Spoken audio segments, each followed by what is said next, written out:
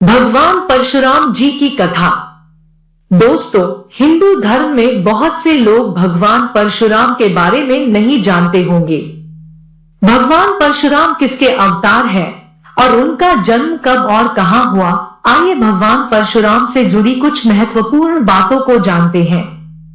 पौराणिक कथाओं के अनुसार भगवान परशुराम का जन्म त्रेता युग में माना जाता है।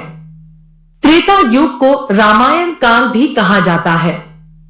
मान्यता है कि भगवान परशुराम का जन्म वैशाख तृतीया शुक्ला को एक ब्राह्मण ऋषि परिवार में हुआ था। भगवान परशुराम का जन्म स्थान मध्य प्रदेश के जानापाव पर्वत बताया जाता है। परशुराम के पिता का नाम जमदग्नि तथा इनकी माता का नाम रेणुका था।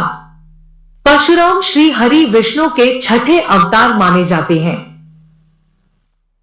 ऋषि जमदग्नि ने इनका नाम राम रखा था, लेकिन इनके पिता का नाम जमदग्नि होने से इनको जामदग्नि नाम से भी जाना जाता है। परशुराम की प्रारंभिक शिक्षा इनके दादा ऋचिक और पिता जमदग्नि से प्राप्त हुई।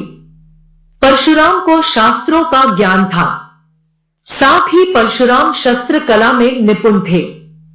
परशुराम को शस्त्र विद्या अपने मामा राजा ऋषि से प्राप्त हुई। परशुराम ने भगवान शिव की कड़ी तपस्या की थी। तपस्या से प्रसन्न होकर भगवान शिव ने परशुराम से कहा कि हे राम, मैं तुम्हारी तपस्या से बहुत प्रसन्न हूं, बताओ तुम्हें क्या वरदान चाहिए। तब परशुराम ने कहा कि मुझे शस्त्र विद्या में निपुण होने का वर दीजिए तथा एक दिव्य अस्त्र प्रदान कीजिए। तब भगवान शिव ने अपनी कुल्हाड़ी फरसा दिया और श्रेष्ठ शस्त्र योद्धा बनने का वरदान दिया। भगवान शिव से प्राप्त फरसे के कारण राम से फिर नाम परशुराम पड़ा। शास्त्रों के अनुसार मान्यता है कि गुरु द्रोणाचार्य, भीष्म पितामह और कर्ण ने परशुराम से शस्त्र विद्या प्राप्त की थी। माना जाता है कि परशुराम ने कई अन्यायी राजाओं का वध करके प्रजा को उनके अत्याचारों से बचाया था, इसलिए परशुराम को भगवान का दर्जा भी दिया जाता है।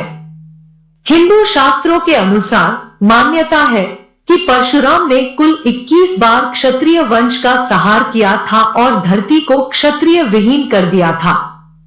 दोस्तों, परशुराम जी ने क्यों काटा अपनी मां का गला? पढ़े यह कथा। भगवान परशुराम ने एक बार अपनी मां का भी शून्य वध कर डाला था। एक बार महर्षि जमदग्नि की पत्नी देवी रेणुका सरोवर में स्नान के लिए गई थी। वहां राजा चित्ररथ को नौका विहार करते देख रेणुका के मन में विकार उत्पन्न हो गया।